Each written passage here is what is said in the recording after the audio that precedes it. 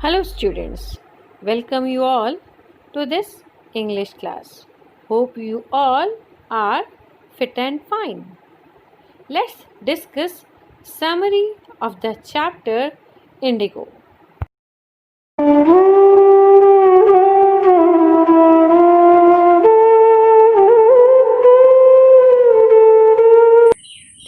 In the year 1942, Louis Fisher, an American journalist, came to Gandhi's ashram in Sevagram to interview him for writing the biography of Mahatma Gandhi.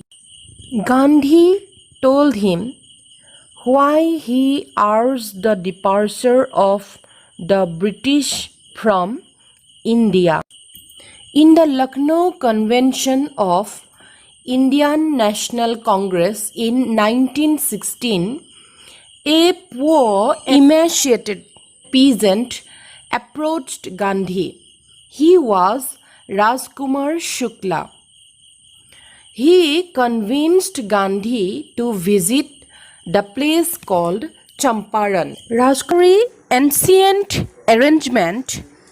The Champaran farmers were called sharecroppers who cultivated the land of the British landlords, and as a rent they had to plant indigo in the 15% of the land and submit to the landlords. This was a very ancient arrangement. Now watch this video. We, the English landlords, own the large estates of cultivable, fertile land in the district of Champaran. And we make the Indian farmers of the Champaran district work as tenants in our lands and grow indigo. In the 15% of their holdings of the land, and surrender the entire indigo harvest as rent. Yes, I do agree. But you see, the 15% of the holdings, we make them plant indigo and surrender the entire harvest as rent. And it is a very long-term contract. Now where the problem is? But Germany had developed synthetic indigo recently.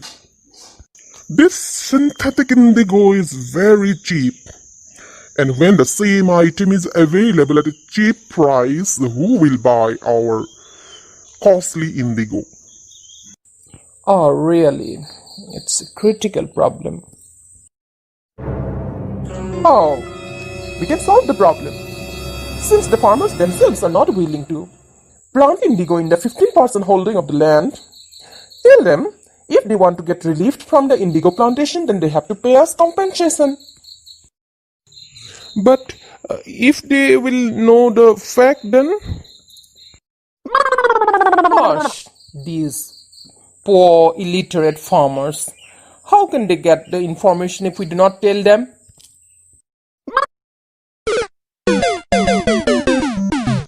hey, you Indian farmers, if you do not want to cultivate indigo, then you have to pay compensation for being released from the 15% arrangement.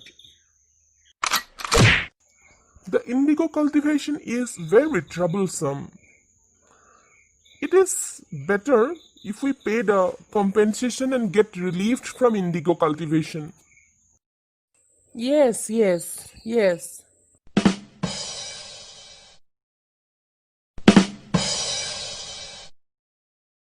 We are cheated. We are cheated by the English landlords. They did not relieve us from indigo cultivation because we wanted. It is because Germany had invented the synthetic indigo. Therefore, they did not want to continue the cultivation of indigo. We should get our money back. And those who did not pay till now, they should never pay this compensation. But they're hiring thugs, they're threatening. If we will not pay the compensation, then we are physically assaulted. Oh, we should go to law court and and ask for justice. But the law court is also for the people who are powerful, who will hear our cry. There is someone who will help the poor farmers. I will go to him and ask for help.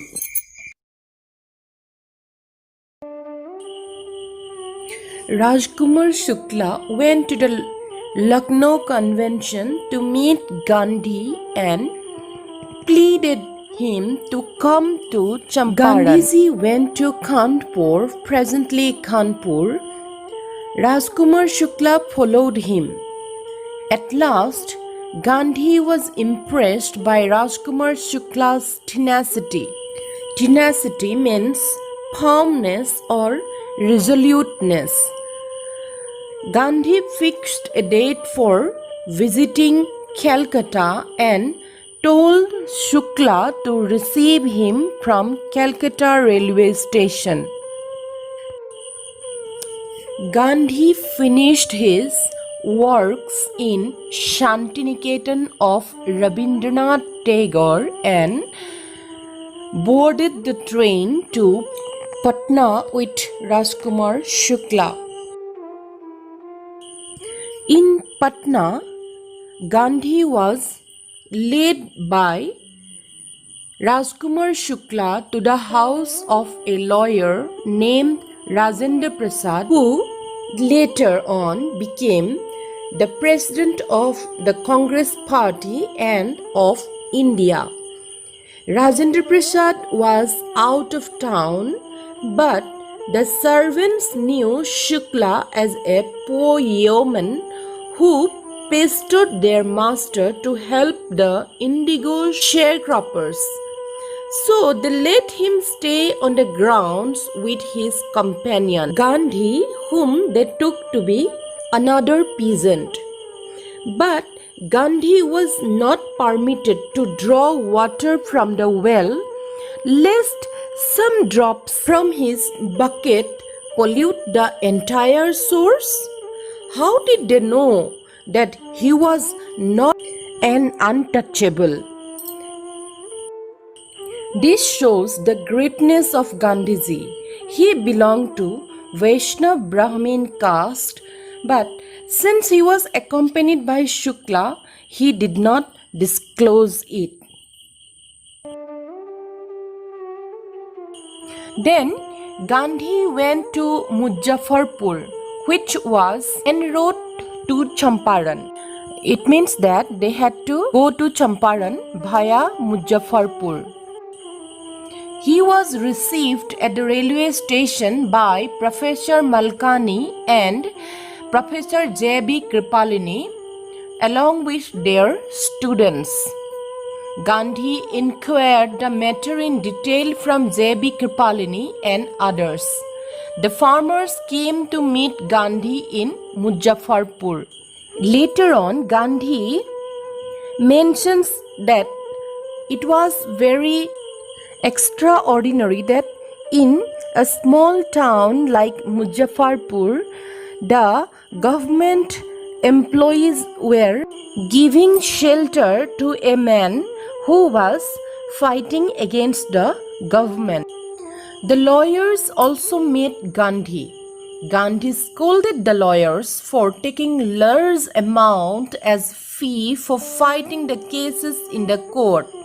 He decided not to fight the cases in the law court. He said, I have come to the conclusion that we should stop going to law courts. Taking such cases to the court does little good. Where the peasants are so crushed and fear-stricken, law courts are useless. The real relief for them is to be free from fear. He went to the secretary of the British Landlords Association. The secretary told him that they would not give any information to an outsider. Then Gandhi went to the British official commissioner. The commissioner proceeded to bully him and advised to leave Tirath. Gandhi did not leave. He wanted to go to see a peasant who was maltreated by the British landlords. Gandhi was not allowed to go there. He was given a written order to leave Champaran. Gandhi signed the order but wrote that he would disobey the order. In consequence, Gandhi received a summons to appear in the court next day. All night Gandhi remained awake. He telegraphed Rajendra Prasad to come from Bihar with influential friends. He sent instructions to the ashram. He wired a full report to the viceroy. The next day, the whole Motihari town was black with peasants. The peasants wanted to help Gandhi. The British authorities were helpless in front of the gathering of peasants at the court. Gandhi wanted that the court case should not be delayed. He pleaded that he was guilty. He also said that he had two duties. As a good citizen, he had the duty towards the authority, and as a good human being, he had the duty towards humanity. He decided to opt for the duty towards humanity. The duty towards authority demanded Gandhi to leave Champaran, whereas the duty towards humanity wanted Gandhi to help the sharecroppers of the Champaran district. The sharecroppers needed his help, and so he decided to do the duty towards humanity. The judge announced that the court cannot pronounce the verdict on that day. Gandhi was advised to take bail. Gandhi refused to take bail. Later, Gandhi received a written communication that the case against him was dropped. Later, when Gandhi's lawyer friends arrived, they withdrew to consult Gandhi when Gandhi asked what would have happened to the sharecroppers if Gandhi had gone to jail. Rajendra Prasad writes in his diary that lawyer friends realized that they must fight against the injustice to the sharecroppers with Gandhi, and they said that they are ready to fight against the injustice to the sharecroppers. Gandhi said that if they fight together for the sharecroppers of Champaran, they can surely win the battle.